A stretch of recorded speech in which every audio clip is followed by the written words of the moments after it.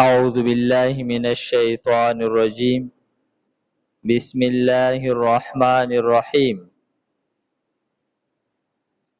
وإذ جعلنا البيت مثابة للناس وأمنا واتخذوا من مقام إبراهيم مصلى مونږ عرض کړو په دې حصہ د سوره بقره کې د بنی اسماعیل بحث کولې کی بنی اسماعیل باندې چې د الله تعالی کوم انعامات دي دا غي تذکره کوي د دې لپاره چې د مکی خلق کم چې بنی اسماعیل لی دوی د الله تعالی نعمتونه یاد کی او د نبی آخر الزمان مرسته وکي او په د باندې ایمان راوړي او بنی اسرائیل هغوی ته هم دا خبره ثابتولی چې بنی اسماعیل چې دام د ابراهیم علیه السلام هغه الواد دی نو که تاسو وایئ چې بنی اسرائیلو ته الله تعالی غوروالی ورکړی دی دغه غوروالی خو د ابراهیم د علیه السلام د وجې نه دوی ته حاصلو نو هغه غوروالی بنی اسماعیل ته هم حاصل دی ځکه دا هم د ابراهیم علیه السلام الواد دی او دا پیغمبر که په بنی اسماعیل کې راغی نو د باندې ایمان راوړل دا بینه د ابراهیم علیه السلام د ملت اتباع ده او تاسو د خانه کعبه د عظمت نه انکار کوئ بنی اسرائیل د خانه کعبه د عظمت نه انکار کو نو دې کې د خانه کعبه عظمت بیانې چې دا خانه کعبه څنګه چې بیت المقدس د دې تعمیر ابراهیم علیه السلام کړی دی او هغه ته عظمت حاصل لې دغه شانتی د بیت الله تعمیر هم هغه ابراهیم علیه السلام کړی دی دیتم آغا فضیلت غورواله حاصل لے نو فرمائی وَإِذْ او یاد کاغ وقت جعلنا البیتا چی وگر زولمونگا بیت اللہ کور دا اللہ تعالی مسابتن زید ثواب مسابتن یو معنی د ثواب زی او مسابتن بل معنی دا هغه ځای چې ته خلق بار بار راځي یعنی تلل او بیا راتلل او الله رب العزت په خانه کعبه کې داس یو کشش ایخو دی چې کله یو بندال ته کې لاړ شي نو بار بار د هغه دوباره د زړه د تللو هغه زړه کیږي او دا د بیت الله خپل یو کشش دی نو فرمایي چې مونږ ګرځولې دی بیت الله زید ثواب د بار بار تلو زی مو ګرځولې لناس د خلقو د پاره و امنا او د امن زی مونږ ګرځولې دی دا بیت الله نو فرمایي چې په بیت الله شریف کې آغا هر سطح امن دی تر دې پوری چې د خپل سر سپګا دا یو سړی په بیت الله شریف کې نشي مړه کولی او کدا مړکې په د باندې داغي مطابق دم لازمی کیږي او که یو سړی په بیت الله شریف کې د خپل پلار قاتل وویني نو دی به د هغه سره لاس نه اچوي هغه نشي قتلولی او که ډیر لوی مجرم ولینی نو په بیت الله شریف کې د هغه وجل نه دی درست البته چې کله د بیت الله شریف نه ووتلو نو بیا داغه وجل درست دي او دغه شان تعظیم د بیت الله شریف دا هغه مشرکین هم کړی دی او دا تعظیم د بیت الله شریف هغه مسلمانانو کړی دی. البته یو ابرهه بل حجاج بن یوسف دا داسې ظالمان تیر شوي دي چې ابرهه په مشرکینو کې داسې یو مشرک و چې هغه د بیت الله شریف د عزت خیال نه دی ساتلی او الله تعالی هلاک کړی دی. او یو حجاج بن یوسف چې هغه په بیت الله شریف کې د مسلمانانو باندې هغه حمله وکړله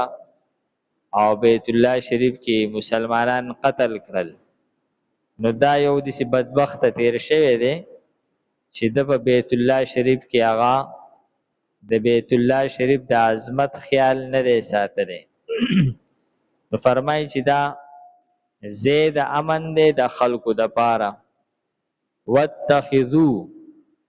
او ونسی من مقام ابراهیم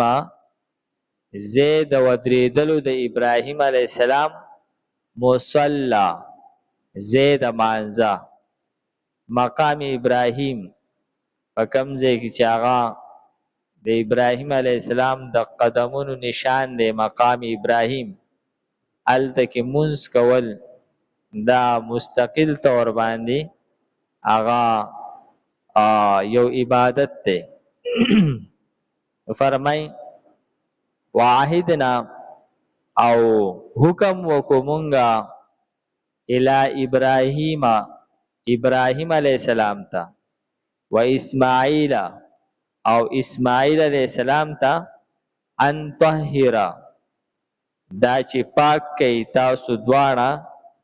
بیتیا زما کور دا بیت الله شریف چې دی الله تعالی فرمایل چې دا زما کور دی او ما ابراهیم او اسماعیل علیه السلام ته حکم وکړو چې دا پاک کئ للطائفین د پاره د طواف کوونکو والعاکفین او د پاره د اعتکاف کوونکو والرکع السجود او د رکوع سجده کوونکو د پاره دا پاک کئ. و اذ او یاد کاغه وخت قال ابراهیم چې وی ابراهیم علیه السلام د ابراهیم علیه السلام د دعا ذکر دی. یو دعا مخکې د ابراهیم علیه السلام هغه ذکر شوله چې ابراهیم علیه السلام چې کله په امتحاناتو کې هغه کامیاب شولو نو الله تعالی هغه له اعزاز ورکوو د امامت چې امامت چې دی دا د دین د ټول نه لوی نعمت دی پیغمبري. نو الله تعالی وفرمایل چې دا ظالمانو ته هغه نه حاصلېږي او کله چې د بیت الله شریف دا ابراهیم علیه السلام جوړ کړلو او دای صفائی وکړله او اعلان وکړلو چې بیت الله شریف ته راځئ. فرمایي چې دغه اعلان چې دی دا الله تعالی ټولو ارواحانو ته رسولی دی او دای نه پس الله تعالی نه ابراهیم علیه السلام بیا دعا وغوښتله. د هر نیک کار نه پس دعا غوښتل لکه څنګه چې ابراهیم علیه السلام د بیت الله شریف تعمیر وکړلو او بیا یې د هغې صفایي وکړله نو دعا یې غوښتله د الله تعالی نه رب رب زما اجعل وګرځوه هذا بلدن دا خار آمنا امن والا دیو ملک او دیو خار د پاره د ټول نه بنیادی او اولنې ضرورت داغه امن دی چې پای کې امن راوستل شي. چې په کوم ځای کې امن وو نو ګویا چې دا د اوسېدلو لاولنی شرط دی. نو ابراهیم علیه السلام د ټول نه اول د مکې دپاره دعا وغوښتله د امن چې پروردګاره دا ښار امن والا ښار جوړ کړي. ورزق اهله او رزق ورکړي د دې اوسېدونکو ته. نو رزق دا د یو ملک او د یو ښار د پاره دویم بنیادی هغه ضرورت دی. نو د هر ملک او په هر حکمران باندې دا بنیادی حقوق دي د عوامو چې هر یو حکمران با عوامو ته امن ورکي او عوامو ته با هغه رزق چې دی د دې ترسیل اساني.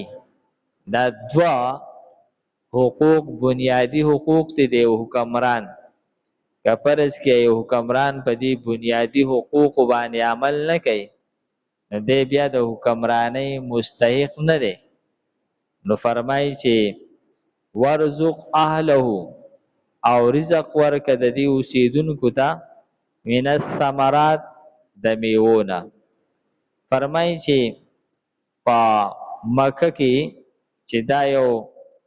ریګستاني علاقه ده او دلته کې هیڅ میوه نه کیږي علاوه د دغه کجورې نه، او د دې باوجود د دنیا هر میوه دا په مکه کې بالکل هغه تازه او د ټول نه اعلی کوالټي میلاویږي. یعنی په هر ملک چې کم میوه هغه کیږي د هغې اعلی کوالټي هلته کې رسي. نو فرمایي چې دا د ابراهیم علیه السلام د دغه دعا اثر دی. نو فرمایي چې رزق ورکه د دې اوسېدونکو ته د میوو نه من هغه چاته آمن منهم چا چې ایمان راوړی دی د دوی نه. په دوی کې چې چا ایمان راوړو نو هغوی له امن ورکه او هغوی له رزق ورکه. نو فرمایي من آمن منهم بالله والیوم الاخر چې په دوی کې چا په الله باندې او په ورځ د آخرت ایمان راوړی دی هغوی ته امن ورکه او هغوی ته رزق ورکه. دا ابراهیم علیه السلام دعا وکړله. نو الله تعالی فرمای قال وی الله تعالی ومن او هغه څوک کفره چې کفر وکړو فامتعه نو پیدا به ورکم دته قلیلا صرف د دنیا د حد پورې. یعنی مخکې د دین د نعمت ذکر راغی امامت. نو ابراهیم علیه السلام فرمایل چې پروردګار دا زما ټول الوات ته ورسه. نو الله تعالی فرمایي چې دا نعمت چې دی دا ظالم ته نه رسی. دین چې دی دا ظالم ته نه رسیږي. دا الله تعالی هغه خلکو ته ورکوي چې په چا کې هغه ادب او طلب وي. او دلته کې د دنیا د نعمت تذکره را ده د امن او د رزق. نو ابراهیم علیه السلام دلته کې دا خبر د مسلمانانو سره خاص کړله. هلته کې خبره الله تعالی د ابراهیم علیه السلام سره خاص کړه. نو ابراهیم علیه السلام هغه عام کړل خپل الوات ته. نو الله تعالی فرمایل چې دا ستا الوات ته به زه ورکوم لیکن هر یو ته نه پای کې چې په چا کې ادب او په چا کې طلب وو. او دلته کې د دنیا د نعمت ذکر راغی. نو ابراهیم علیه السلام دا خاص کو صرف د مؤمن سره. نو الله تعالی فرمایل چې نه دا خو زه کافر لم ورکوم او صرف د دنیا د حد پورې چې دغه دنیا کې دا نعمتونه باغو ته حاصلي لیکن دا ډیر کم پیدا ده. دا ډیر کمه پیدا ده صرف د دنیا د حد پورې. نو فرمایي ومن کفر او چا چې کفر کړی دی فامتعه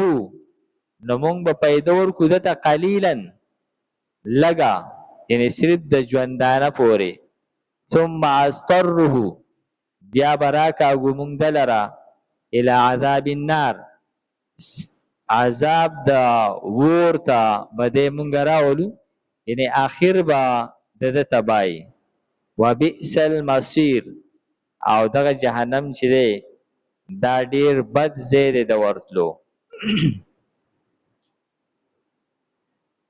وَإِذْ او یاد کا هغه وخت جعلنا البيت چې وګرځول مونږه بیت الله مثابة للناس زید ثواب د خلقو د پاره وامنا او زید امن واتخذوا من مقام ابراهيم مصلى ونسي زید ودریدلو د ابراهيم عليه السلام زید مانزا واحدنا الى ابراهيم او حکم وکومږ ابراهيم عليه السلام ته اسماعیل او اسماعیل عليه السلام ته ان طهر بیتیا دا چې پاک کور زمالی طائفین د پاره طواف کوونکو والعاکفین او د اعتکاف کوونکو